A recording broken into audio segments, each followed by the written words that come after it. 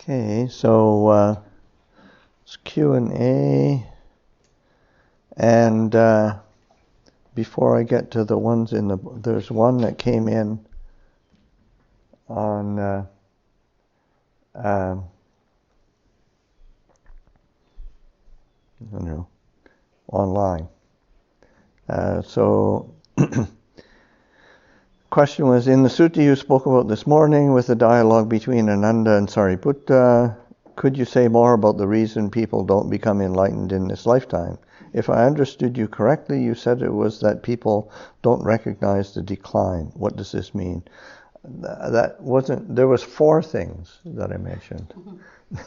So that, and that's part of the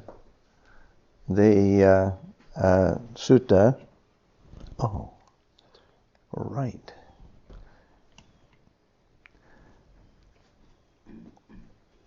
Okay, I'll do that again so people online can hear, because the question's actually online as well.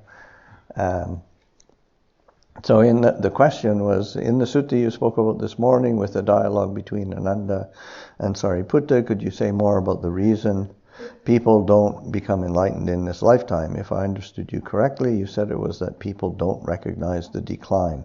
What does this mean?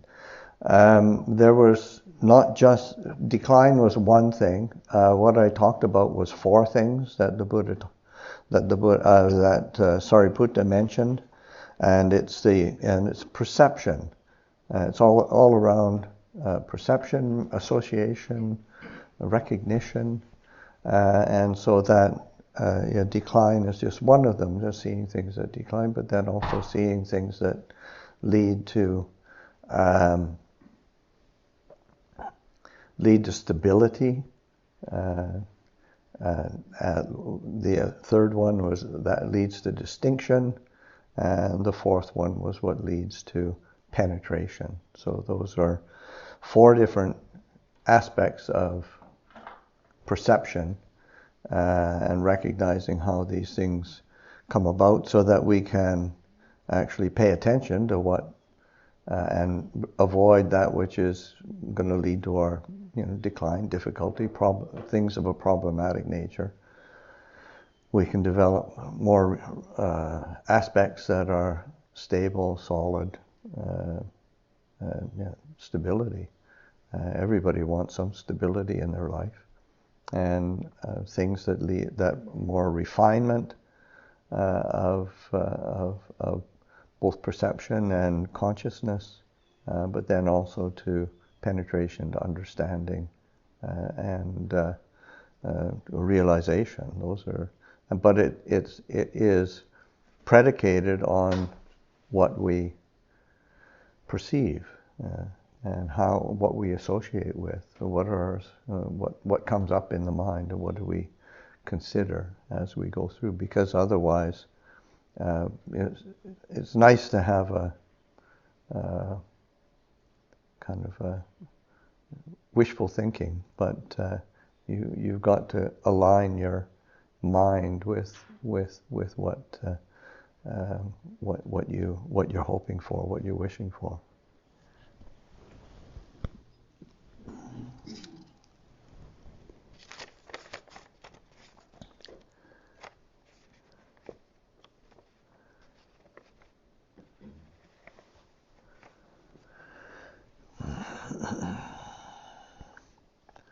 Okay.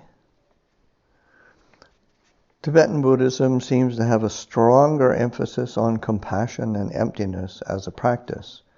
Can you please talk about this from Ajahn Chah lineage, including steps as to how it is done?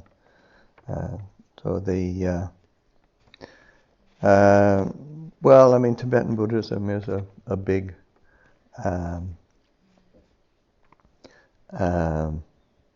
umbrella, and so in the same way that, say, Theravada Buddhism is portrayed more around the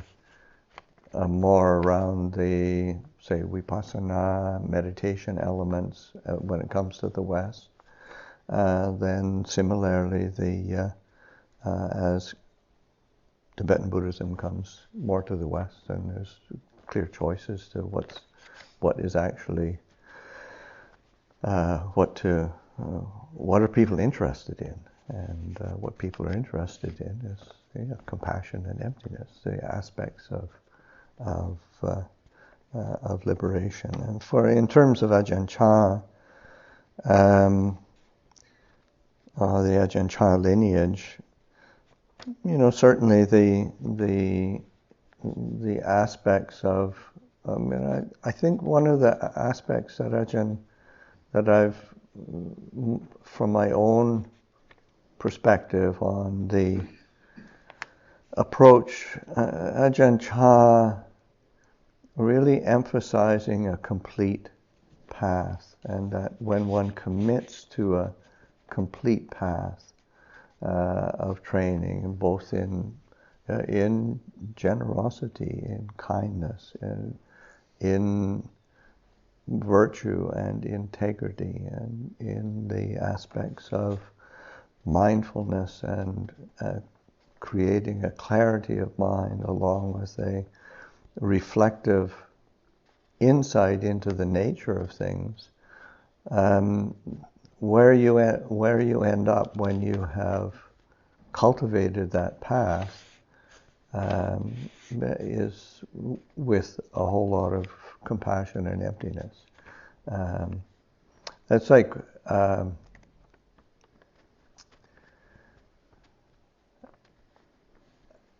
Ajahn Mahabua in the Thai forest tradition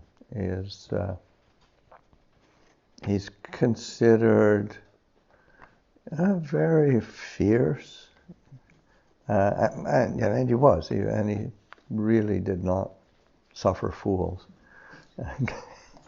But very, very fierce, very sort of demanding. And then one time he was asked, what is the mind of an arahant like? And his immediate answer, without sort of a second, only compassion. So it's the nature of the liberated mind.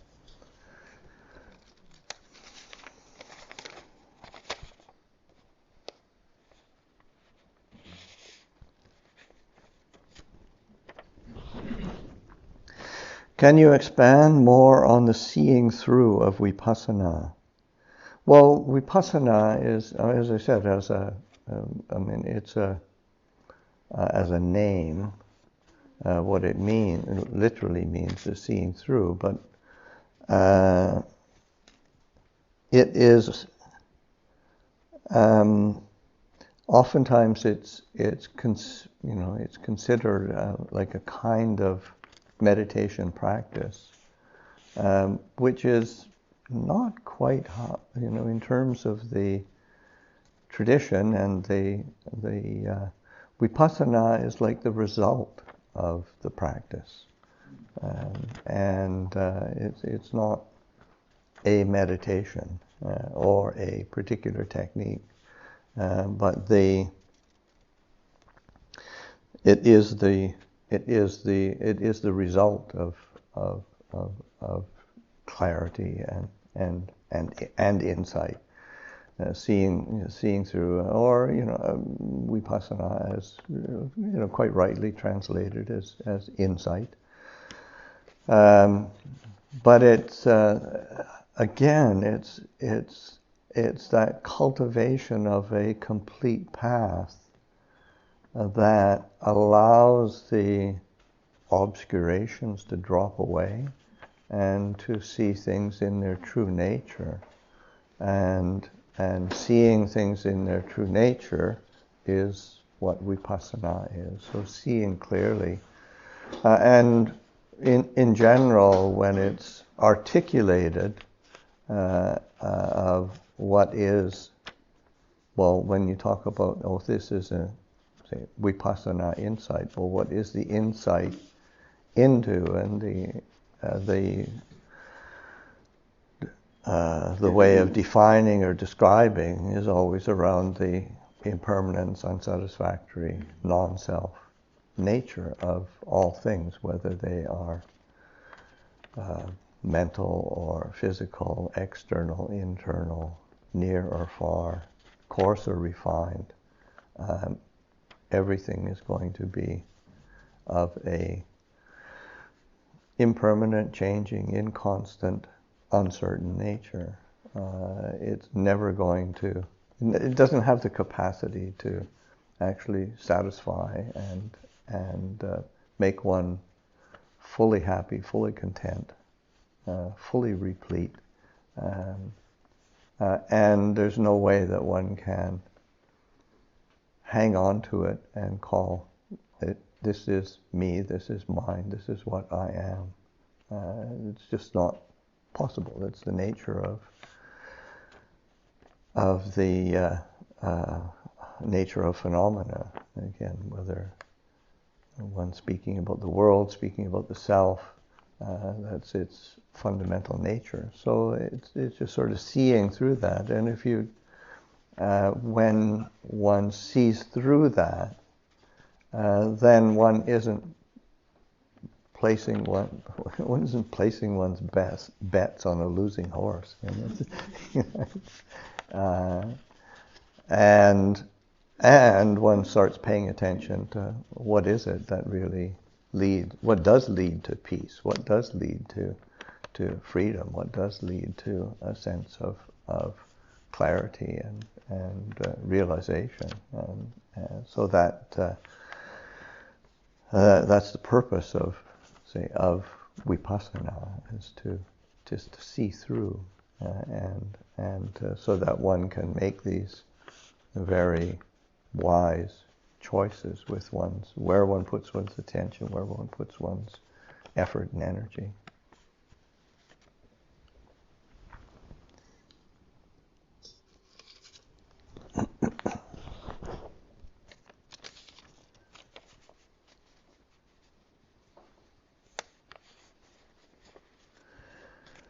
Okay. Please speak about sense consciousness and how the release of attachment is achieved.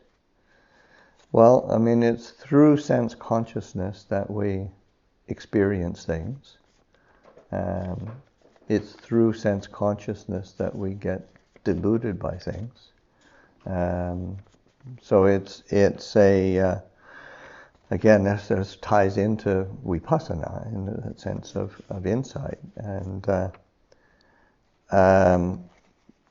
it's through the knowledge of the senses and seeing clearly their nature that we experience them, because just the way that sense consciousness works, it's always going to be one's going to experience it, or in conjunction with a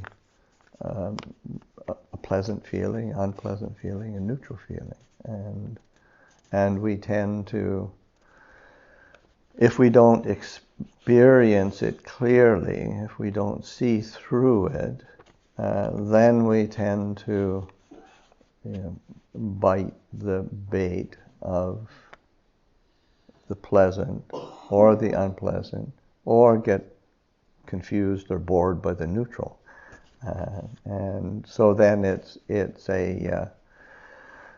just the release of attachment is seen through the clear understanding the nature of our experience. Well, this is how it works. This is how it is.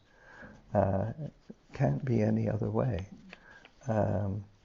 And one is willing to release, one's willing to let go. The Ajahn Chah once said,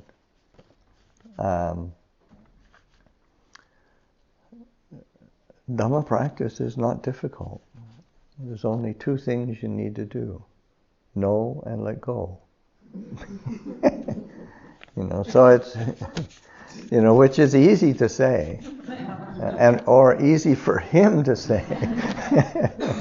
but it does sort of, because oftentimes we tend to get into these convoluted machinations of trying to figure everything out and get everything labeled properly and get it all in a nice neat row. But in the end, all we need to do is know it clearly and not cling, not grasp, not react to the sense contact of what is pleasant, what is unpleasant, what is neutral, and that's and of course that's not easy, but it's when we see more and more clearly that every time we bite that hook, we're caught, and it hurts. And tying it into one of the early questions, that's also the root of compassion, because it's when you see that this is what we have been doing, and this is what the whole world has been doing, and this is what binds people to suffering, binds beings to dukkha, and truly worthy of compassion. And so it's that seeing clearly and being willing to understand. It's sort of understanding process. It's really paying attention to the process of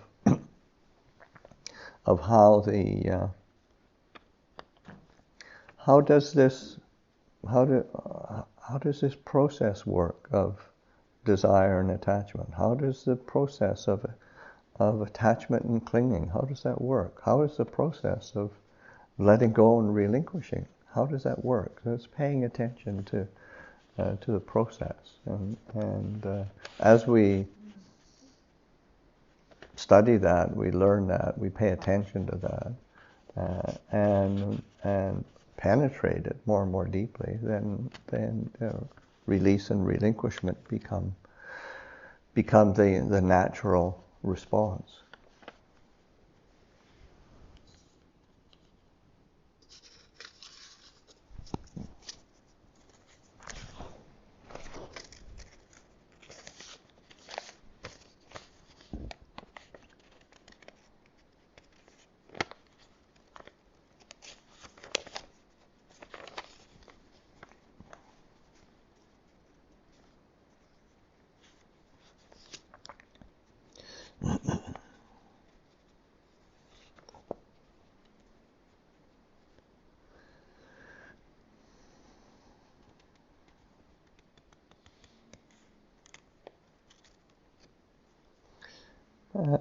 I had 2 losses in May of this year, a dear friend and beloved family dog. I continue to feel these losses deeply. How does one know the difference between appropriate grieving and honoring the memory of a beloved versus clinging and attachment? Thank you very much. Well, the result of clinging and attachment is suffering. So that at any point or in any experience that we are feeling discomfort, dis-ease, a sense of kind of like a overwhelming sadness as opposed to like a poignancy, because part of because it isn't as if you don't acknowledge or recognize loss. I mean, loss hurts, and when we've had a connection with beings that we feel a sense of connection with, then there is a missing of that. But it's also,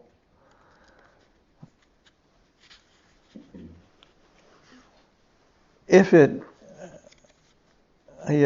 goes in, because oftentimes it's the sense of loss is usually because it's personalized. It's my loss, my friend, my family member, and it's not that, and just to sort of, oh, there's a switch there that you turn that off. That's not how it works. Or that somehow, just because you've been practicing Dhamma, you don't feel anything. But it's starting to, again, recognize, understanding process, really investigating, so that there's a poignancy and a kind of, like a kind of sadness that one experiences, but it's not personalized. It's a motivating force for increased commitment to practicing Dhamma. That sense of point, and there's a word in the Pali which is the say sangveka, which is like that sadness that is a tinge with a sense of urgency.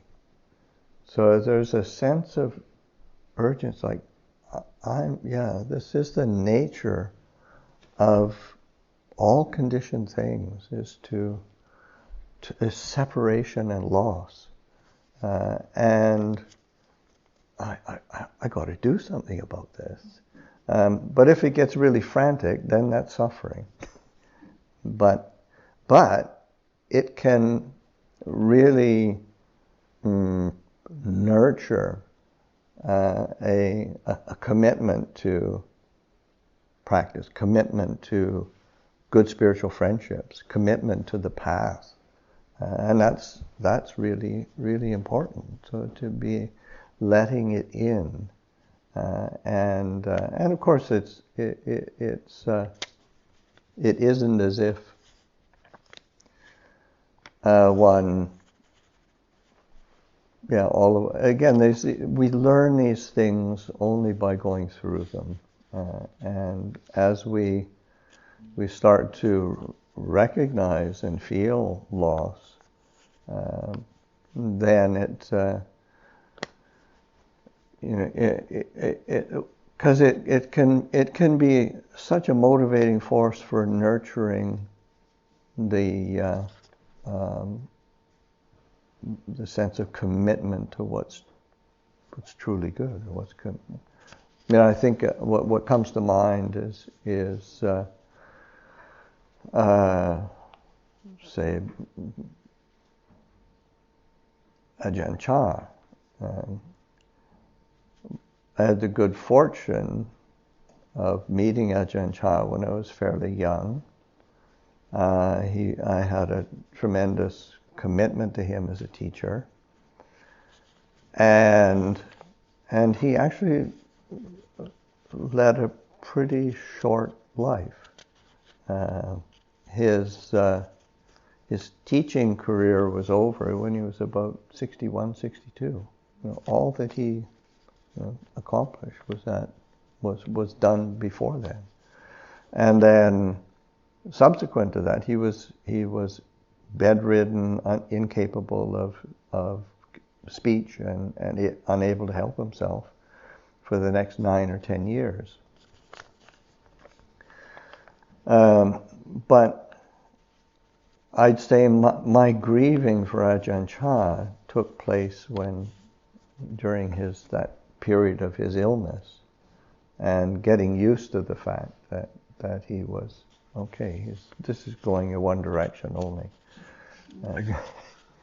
and then when he died, there was a tremendous sadness, but not really grief. it was sort of okay, that phase is over, and what can I do to honor his memory? What can I do to live up to what he taught and trained and set the example for? So that it's used in a way to nurture the wholesome and the skillful, whereas and it's kind of encouraging and uplifting at the same time. But so often we will, the sort of like ordinary grief is sorrow, sadness, and at one's personal loss, and it's that personalization of experience that gets us into trouble over and over and over again in different ways, whether it's on a whether it includes dying and separation or not. It's that personalization, identifying with experience, so that it's that. So clinging and attachment are those elements of identification and not wanting things to be the way they are. It shouldn't be this way. And I think of Ajahn Chah. I mean, I'm way past 62, and he had so much to contribute and contributed so much. They say it shouldn't be this way. Well, I can think that, but that's really stupid. Because it doesn't get anybody anywhere. So how do we deal with things as they truly are?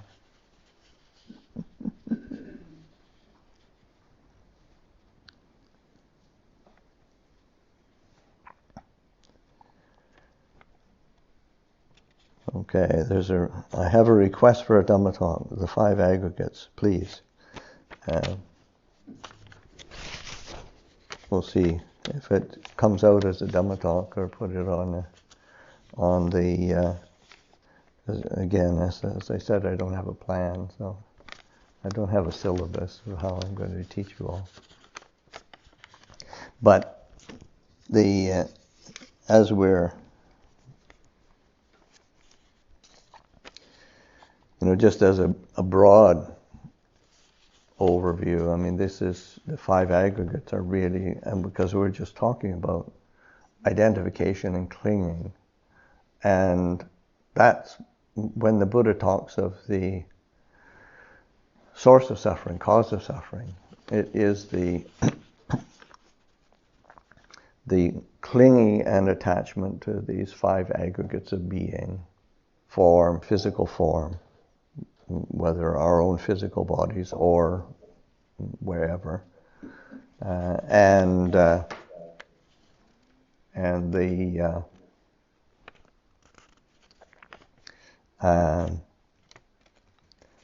feeling, pleasant, unpleasant, neutral feeling, sanya, perception, memory, association.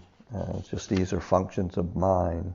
So clinging and attachment to mind and body.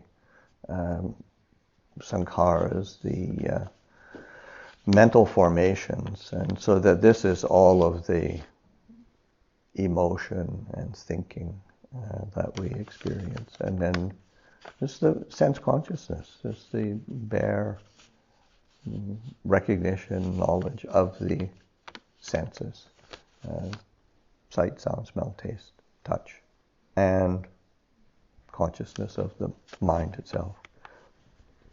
So that these are, and they're, they are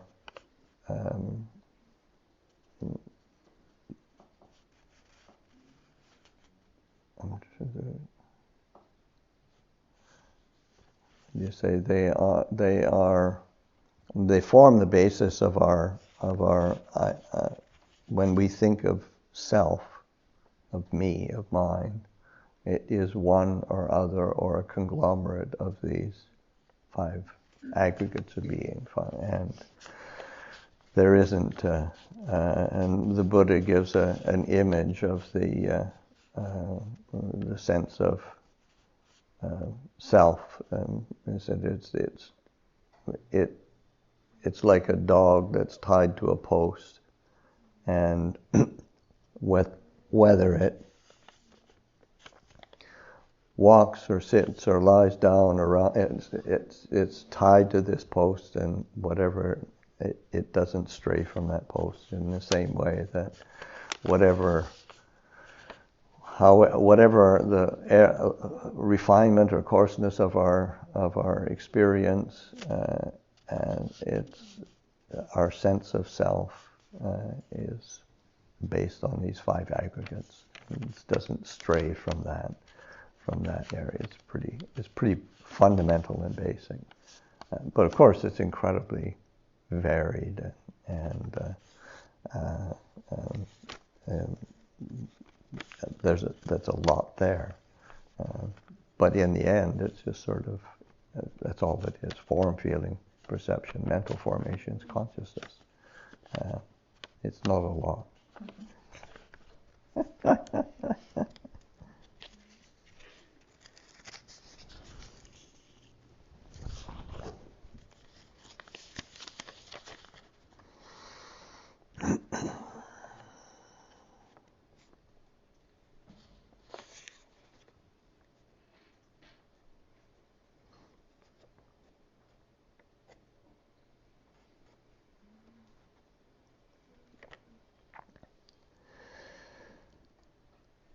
I'm a mother to 4 kiddos, one of whom has special needs.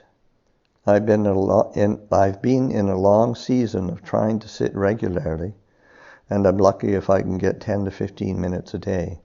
I'm wondering if there are practices that come to mind that one can do when one's frequently around little ones, some who have high demands, needs. I try to practice mindfulness, but I feel the loss of a longer, regular sit. Thank you. Yeah, I mean, I can appreciate that, but it's again, it's sort of the reality is the needs of the children take precedence, and that one has to allow the practice or the training, because oftentimes when we think of practice, okay, I've got to be sitting, and that's, it's a fairly prescribed spectrum of what we call practice, and so that learning how to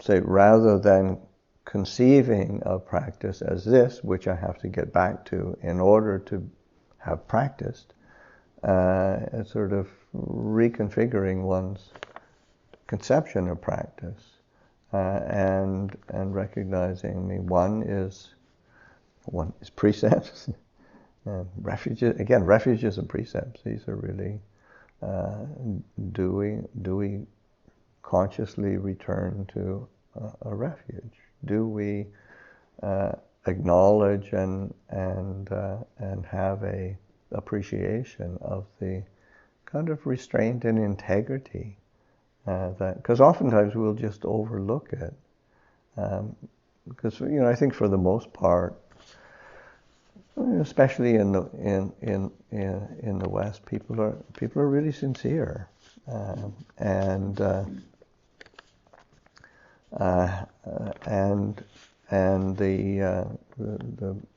practice of precepts is it's fairly natural, and so that just taking a bit of refinement to it and making it conscious. Oh, I'm living with these precepts. I'm living with an integrity of conduct, and then to be able to delight in it. I mean, that's actually they like with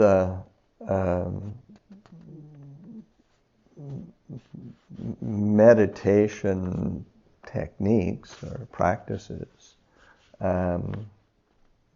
the like formal sitting, paying attention to the breath coming in and coming out, mindfulness of breathing. In the classical commentary on the path, Visuddhimagga, Path of Purification, it's a commentarial text that was done probably about 1,000 years after the Buddha it was compiled. But in Theravada world, it's really highly regarded. There's a pulling together or compiling of all the different meditations that the Buddha recommended, encouraged in the discourses, and there's 40 of them altogether. So that broadens the spectrum of what is possible.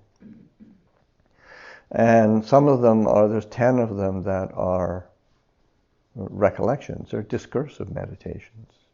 And Sila Anusati is to recollect to, and it's a conscious recollection, and to be able to direct one's attention to the recollection of the precepts, having kept the precepts, a recollection of the integrity that one's been living by.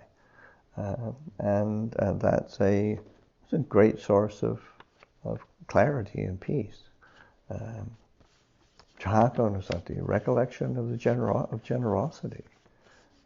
Just because sometimes we do things and we don't make it conscious, so it's as if we didn't do it.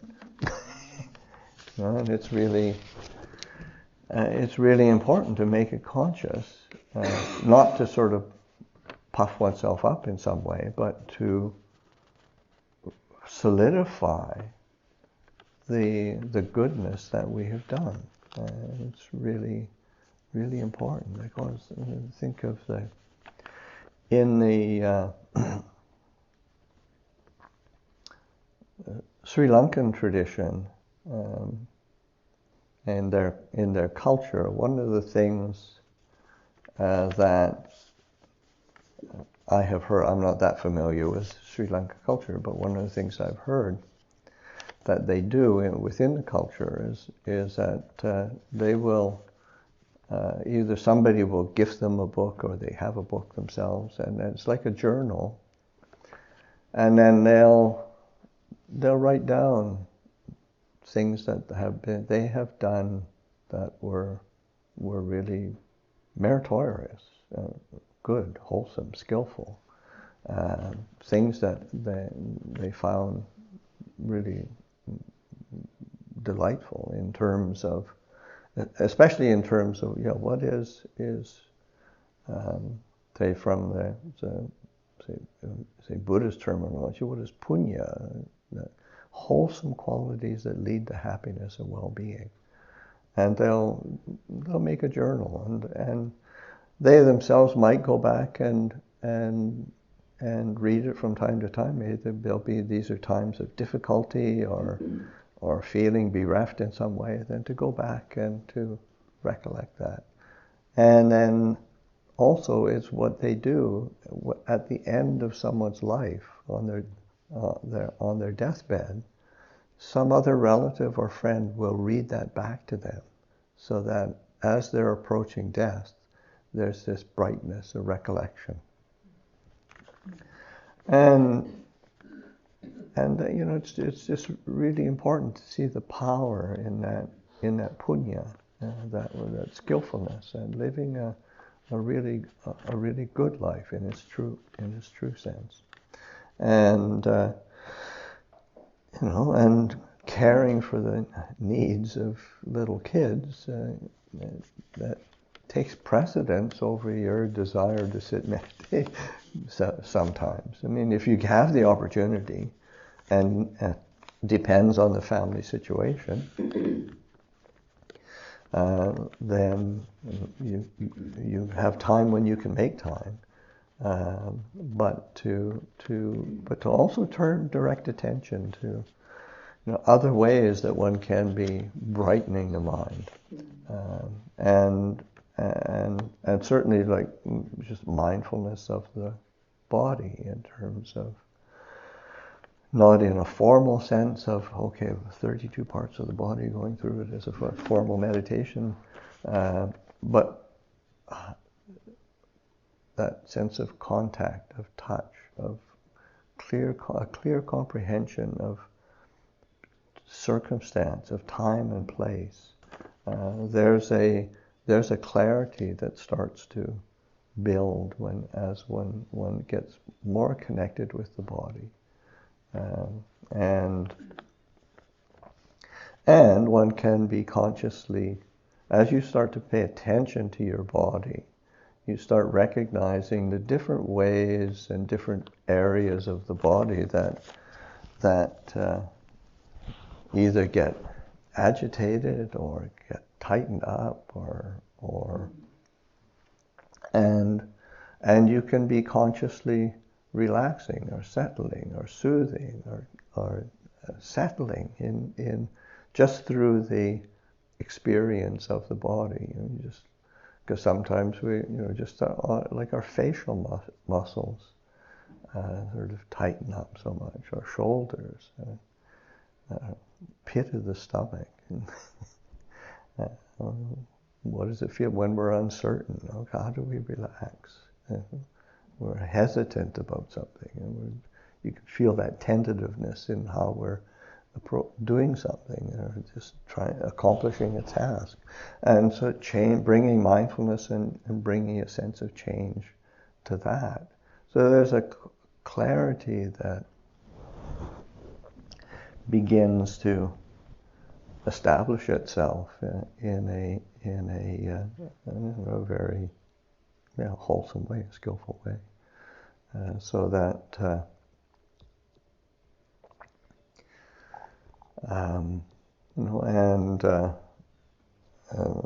maybe as an example, there's a few people here who've been to a Abhayagiri and know Debbie, and Debbie's was, she was one of the founders of the Sangapala Foundation and the Abhayagiri Monastery, and has lived at the monastery since almost its beginning. And anyway, her her father, now he's 95, 96, and Debbie's mom passed 7, 8 years ago, something like that. And then the two of them worked together well as a pair. She had a really sharp mind and was totally there, but her body was falling apart. He's very healthy physically, but short-term memory loss and just not so there. He's very happy, which is a basis. He's lived a really good life, but he needs attention. You have to keep an eye on him all the time. And so Debbie and her siblings have been sharing out duties, but when the pandemic came, then it was way more difficult to do. So Debbie ended up being the primary caregiver, and so that kind of